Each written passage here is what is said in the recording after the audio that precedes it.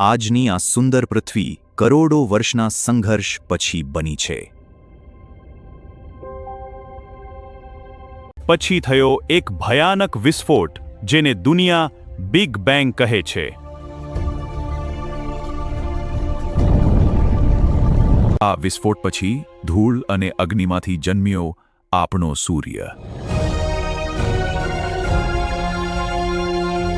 સૂર્યની આજુબાજુ ફરતી અગ્નિની ગોળી ધીમે ધીમે પૃથ્વી બની.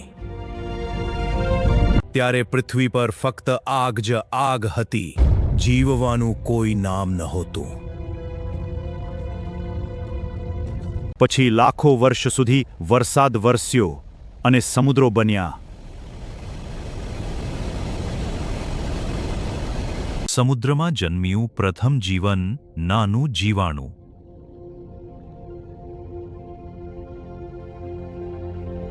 સમય સાથે પૃથ્વી પર આવ્યા વિશાળ ડાયનોસોર.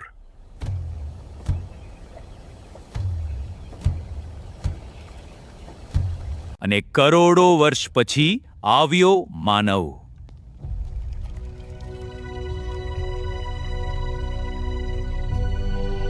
આજની આ સુંદર પૃથ્વી કરોડો વર્ષના સંઘર્ષ પછી બની છે.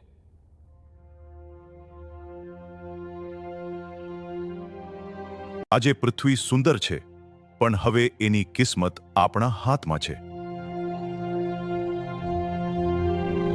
માનવે વિકાસ કર્યો, ધરતી પર અદ્ભુત શહેરો ઊભા કર્યા. પણ વિકાસ સાથે આવ્યો વિનાશ, પ્રદૂષણ અને નાશનો ખતરો.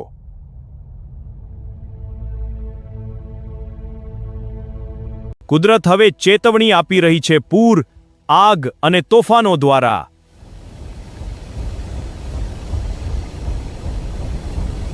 જો આપણે આજે બદલાઈએ તો પૃથ્વી ફરી સ્વર્ગ બની શકે છે.